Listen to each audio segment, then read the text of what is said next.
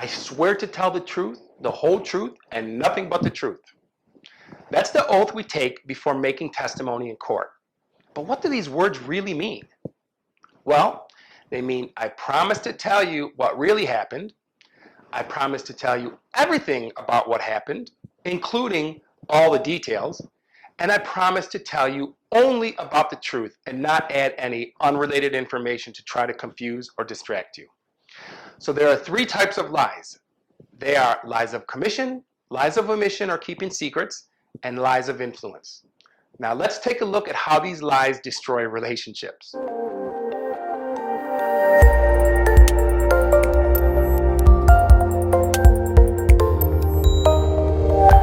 Hi everyone, I'm Dr. Antonio Borello. Welcome to my channel.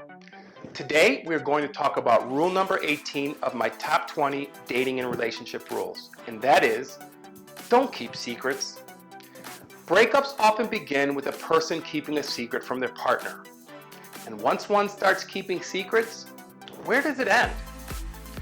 Keeping secrets from your partner is one type of lying. Now, I'm not talking about innocent white lies like it was the dog that farted. I'm talking about untruths that affect your relationship to the point where trust becomes a meaningless word. So let's look at the three types of lies. The first and most obvious type of lie is a lie of commission. A lie of commission is a bold-faced lie. This type of lie is like telling someone something that is simply not true. We create or change the story to suit our needs. The second type of lie is a lie of omission. This is when you leave out important parts of information that are inconvenient. Like when you take an oath, you swear to tell the whole truth and not omit parts that are incompatible with your goals. And the third type of lie is a lie of influence. Sometimes people tell you something that's completely unrelated to the truth to cover up a lie. These lies are meant to make you believe the liar or make the liar seem like such a great person that they're unlikely to ever tell a lie. All three lies are detrimental to your relationships. That's because they break the bond of trust, and trust is so important to a relationship.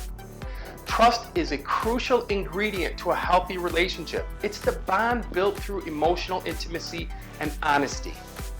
And trust takes time to develop, but it's quickly and easily broken if one of the partners is constantly lying.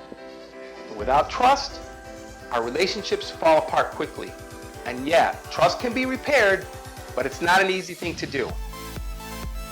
People who struggle with relationships often get caught up in lies of omission and lies of influence.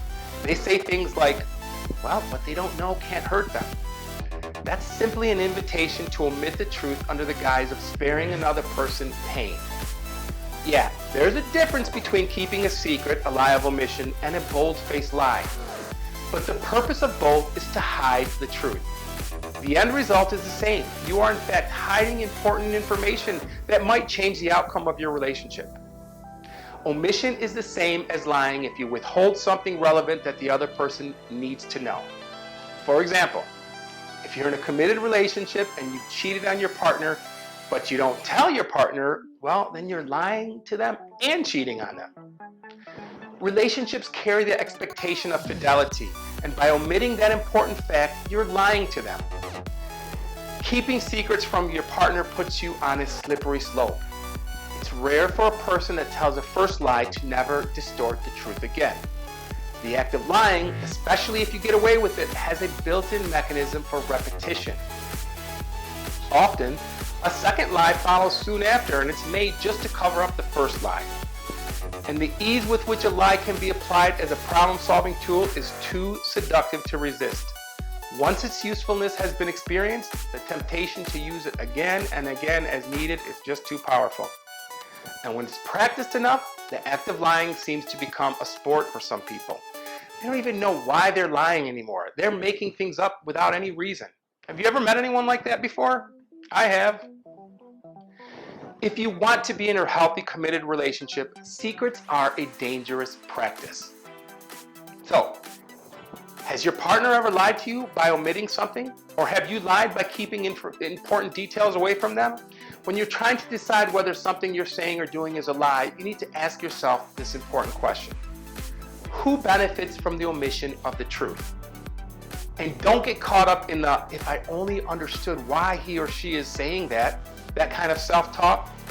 That is something frequently said among people who are in troubled relationships and are trying to justify another person's lying.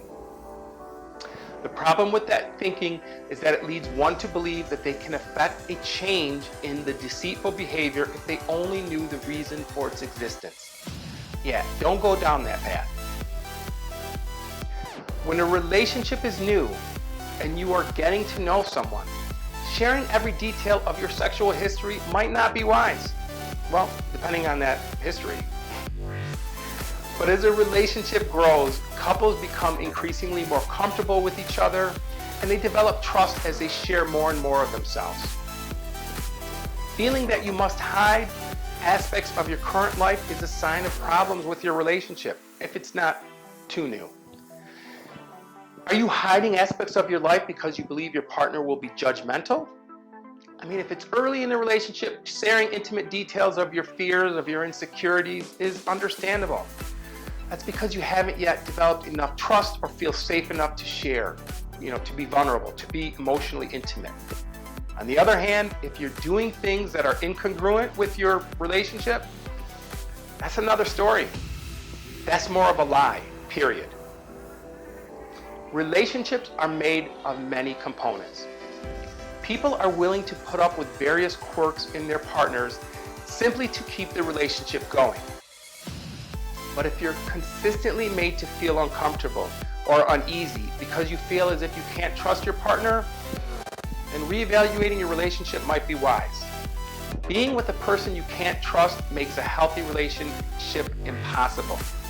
It becomes an emotional disaster for you. Don't you deserve better? So I'm interested in hearing your comments about acceptable and unacceptable white lies. Are they ever acceptable? I'd love to hear your stories. Please leave a comment and share your thoughts. And if you've enjoyed this video and find it helpful, give it a thumbs up. Check out our other videos and share them with friends who might also find them beneficial. And if you haven't already subscribed, please do so. I'll see you in the next video. While editing this video, I remembered a situation where I told a white lie thinking that I didn't want to hurt my girlfriend's feelings. Here's the scenario. I was a rather new therapist in a big clinic. The clinic was having a holiday party, and I told my girlfriend at the time that the party was for employees only. I told her that spouses and significant others were not invited because I wanted to go to the party solo. In fact, they were invited. She later found out that I had lied to her about the party. The truth is, I wanted to go alone because I wanted to spend time getting to know my coworkers, and I felt like it would be easier for me without her. And easier for me is the key. I apologized and I tried to explain that I didn't want to upset her or hurt her feelings, and so that's why I lied. Well, as you can imagine, she schooled me and she was justified in doing so. In reality, I hoped to avoid having what I thought was going to be a difficult conversation with her, so I chose an easier route and lied to her. But who benefited from the deception? Well, I certainly thought that I would. Obviously, I didn't. In this case, my lie was more than a little white lie. It was deceitful, and it was completely unacceptable behavior on my part. And I know that situations happen like this quite frequently. If you have a similar story, please share it, and please tell me what you would have done if your significant other lied to you in a situation like that, hoping to try to avoid having that conversation with you, confuse or distract you. So these are their three the other person needs to know, because